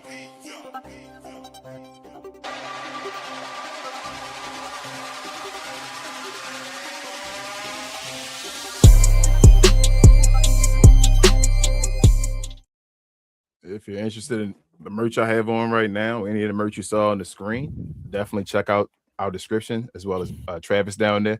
Definitely check out the links in the description for each one of the shirts. If you grab anything, we appreciate it. Please post on any social media and tag us. We will definitely get back to you, repost anything, and let you know how we feel about it. Thank you in advance. And let's get to our Hey, bro. What up? Before we get into the tea, you know, our letter grades. Oh, thank you. What was the letter grade this week for WWE overall? Thank you, Travis. Look at you. My gosh. What is your letter grade? We're gonna start with you, Travis, for WWE week this week. I was kind of torn, but I'm gonna have to give it I'm giving it a D. Pause. Hard D. We're gonna start off with Mr. Green. Let's go with you. We're gonna continue that sentiment. Another hard D. Jeez, you got two of them. Pause. Double D's. Chemo Throw Queen. some D's on it. What you giving WWE this week? I guess I'll just go with everybody else and have it a D as well. Golly. 3 D's. I guess it's up to me. 3D.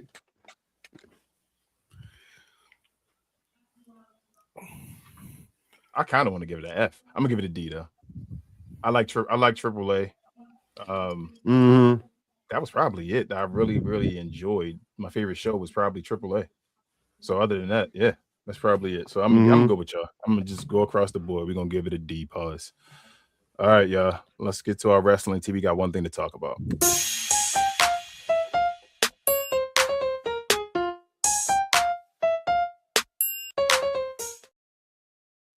For some folks that are interested, TNA has a PLE this weekend, or PPV. Lockdown is in Chicago this weekend. This Sunday, actually. We got a couple matches announced for it. The Hardys will be going against the Nemeths for the Tag Team Championship. So the System will be going against Ricky Saints. I don't know all the names. What's his name, Travis? Ricky Sosa. I'm sorry. I said Saints. I'm sorry. Ricky Sosa. Jada Stone. Is that Fabian too? I have no clue. Fabian. It is. Yes, it is. It is Fabian. Yes, that is Fabian. Fabian Ochner. Yeah. Archer. Okay, Ochner, so is it a street fight or something? It's like a weapon. I think it was like inside of a cage. I believe so. It's something like that. It is like I'm thinking it might be surrounded by weapons, like hanging on the inside. Like that's the idea that I have. We have Cedric Alexander versus Leon Slater in a title versus legacy match, which means that if Leon Slater wins, he's a new X Division champion. But if Cedric Alexander wins, they erase Leon Slater's reign from the TNA books. That's crazy. We have what's that? The international championship, Mustafa Ali going against, who's that, Travis? Jason. That might be JG Tall Stone. Who the international champion right now? I can't remember his name. Jason, okay, Jason, but I can't remember his last name. We got Moose versus Frankie Kazarian. We got Zia Brookside versus Alana Black. We got Elijah versus AJ Francis. Damn, does AJ ever win? And we got the TNA Knockouts Tag Team Champions, which is the Demon. What is that? What's their name? Versus the Elegance brand. The Elegance brand, right? Yeah, it's the Demon versus the Elegance brand. Y'all got any thoughts about this PPV? Y'all excited about this one? Y'all plan to watch it? Anything about it that y'all excited about? I mean, I would, but you would know my purposes of watching this whole card anyway. But other than that, though, no. See, why you want to say that though? we was doing so good, but now you just had to mess up. You had to just say some BS and mess up everything. Is there any way that Cedric wins? See, I don't know. But then it's like if Leon does win, why you take the bet off him in the first place? Yeah. No, I keep telling y'all. Why do you think they did that? Yeah, because they didn't want him to break the. You know why? They didn't want him to break the AJ their golden child and all that, man. That's bull, bro. That's give bull, it back though. to him, man. Hey, I hear y'all, but it's AJ Styles. Yo, it's over, yo. When you gonna move forward? When you gonna move forward? Not right That's away. a whole different brand and all. But we don't know. Is there any way anybody thinks Cedric gonna win though? They can't erase that. They're not gonna erase his title reign, right? No. That's why I'm like Leon has to win, right? I don't believe that. They can say they're gonna erase it and just don't. Like what are they going to like? Just not. It didn't happen. Yeah, he's not one of the. They can do that. You can erase a reign.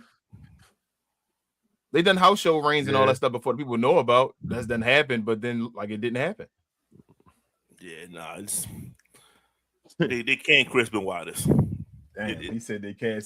So you saying they can't Chris Benoit, meaning that Leon has to win. They can't. There's They can't. No chance he loses. Maybe it's an outside interference. Queen, you think anything? Maybe outside interference on this one? Could it be that? I don't know because it's probably not going to be anything clean. It's probably just going to be for some story building purposes. Because X Division don't mean it's an extreme match, right? No, it's just a straight up X Division championship. Yeah, so that's just what they call it. It can be a DQ, right? Yeah, it's like working your way into a corner. That's what I'm looking at. Like as far as TNA, when you work your way into a corner, that's the only way to get out. Cedric really, wins, but because he wins the way he wins, or whatever the case may be, Leon keeps his record. That's you can easily That's what I'm saying. Okay. Anything else? Like I'm it? thinking too, bro, is that with this, I mean, even if you think like they might lose or anything, like even with Cedric having a system, and Leon has been hanging around with Ricky and Fabius, so I think they'll probably have his back in some type of way during that match. I don't think they're just gonna let the system just come out and interfere. All right. Anything else you're anxious about in this PLE before we move on? I don't know. Just talking about it, I guess I'm slightly interested now. You slightly interested? Yeah. You want to see Moose? Yeah, because this might be one of his last. Yeah, that's your favorite wrestler. You think he about to retire? I don't know. I don't know. Remember, like he said that like that goodbye, or that it was some type of farewell type of post or whatever. Like the dress. I don't know. I thought that was just because of Frankie, because Frankie had something last week, and I think he just did something this week or earlier. Something. I don't think it was leading towards retirement, bro. He know. Like no disrespect to Moose. He know what he need to be. You feel what I'm saying? Like he know his position. Gosh, just leave. He might find a different endeavor altogether. I don't know. Understood. Yeah, I'm not interested in none on this. Hardy Boys. What's the main event? Ain't it the nickname of joint? We don't know yet. That's the main event. That's the main event. No, they had the Nimitz. I thought they had that on what you call it. Oh, dang. I thought you saw them. That's right. They got the championship. That's right. Shit. That's true. No, it's for the tag team championship. That's what I'm saying. I'm thinking about their match that on TV. On Impact when they had the championship match. Here we go again. Well, what's the name of that dude? because I don't know what he be thinking when he come to putting these matches together, and who's their entire creative team, bro. Carlos Silva. That's what when you said. That's what I told you. When I knew glad his last name ain't Gold. When I knew the week before when they announced that and they said that the match was going to be them two for the world championship match, I'm like, damn, that's your main event. I ain't sticking around. You feel me? Like I'm going to sleep. I'm not waiting at 11 o'clock to see Jeff Hardy wrestle Nick Nemeth. Sorry. Yeah, you're right. Travis, you're right. You said this before. Let me go to you now. What was our T brought to the people by? By the homies at Fanatics. This I Was Told segment is brought to you by the folks over at Fanatics. Fanatics is the world's largest collection of officially licensed fan gear from all the leagues, teams, and players you love the most, including WWE. You can earn fan cash to redeem in your orders, jersey protection for when your favorite player is traded or changes teams. They also have an unrivaled selection of authentic fan gear and Fanatics exclusives that are only available on the site.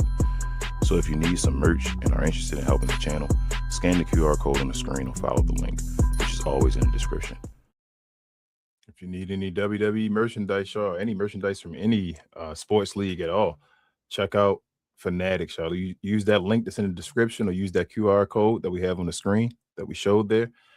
Definitely go there, use that link and purchase anything. You'll be helping the channel out. If you want to let us know that you did it, let us know. We'll definitely shout you out, but we appreciate you either way. And with that being said, we got questions and comments and we can end the show. Let's do it.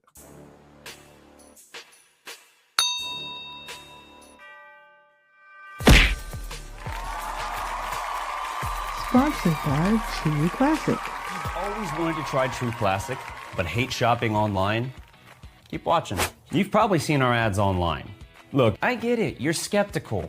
I mean, is everything we sell really as soft and well-fitting as we say it is? If you need to try us before you buy us, True Classic now has stores nationwide. Visit one of these stores and you can fit, feel, and outfit a bunch of our customer favorites. So don't wait for shipping or worry about how much to spend. Visit one of our retail stores today and see the True Classic difference for yourself. All right. Shout out to Pal. He said, I waited since 1980 for this pod. Shout out to your picture, even though I'm not really a big Tyson fan no more. The older you get, man, the older you get. Maraj says, Hill Advocate brought me here. Where you at? Appreciate you. Oh, that's you, Queen. Let's see. Santi says hi. What up, Santi? Cuz in the house is always saying what's good, fam. He said, I missed the thing. Luckily, you can always rewind, cuz. Mobile says hi. What up? Ryan says, well, Hill. And Charles Cuz says, why they even bring Corbin back? I mean, we'll see in the long run. Because I don't know, man. Pause. You say what? I said to smash black wrestlers. Pause.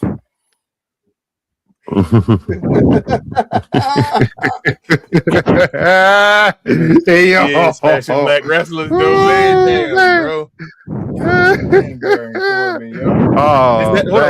Hold on. You actually said something now. Is that supposed to be like is that what Triple H think this is? Like he think we about to jump for joy because Trick beat Baron Corbin? Is that like, now that you said that, bro, is that supposed to be our moment? Like, you know, you sort of build to a moment and then it's sort of be like, he think we want to see Trick beat Baron Corbin, like, oh man, he beat all the black guys and all that stuff, like he Brock Lesnar or something. He's the U.S. title again, and he can hold that for the no.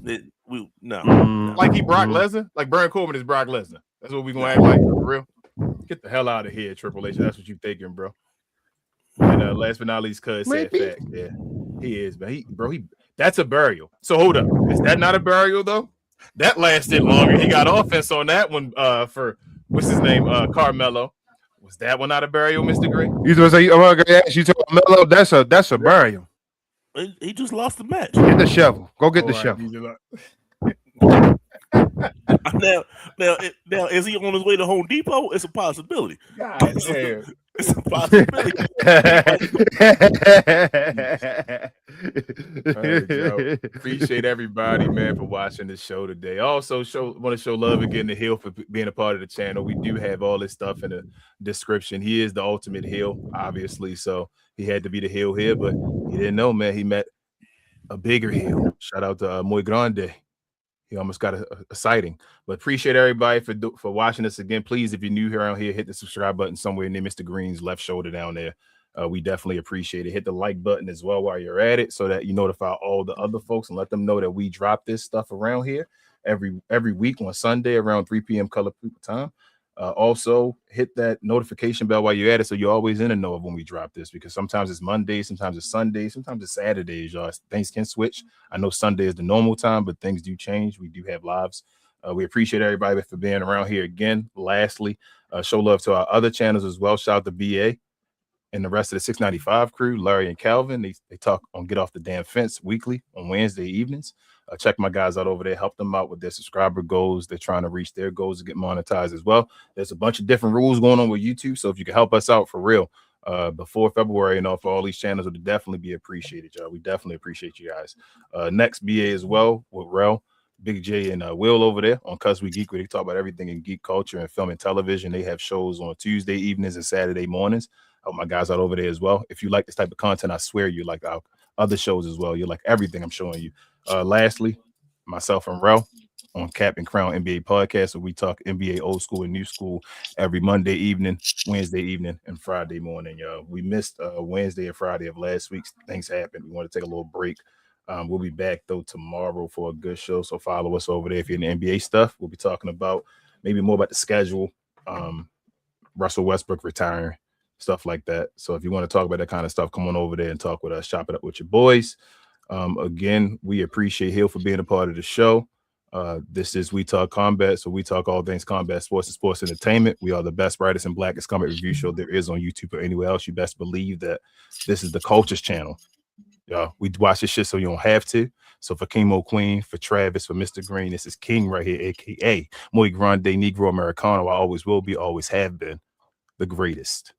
We'll see y'all when we see y'all. Peace.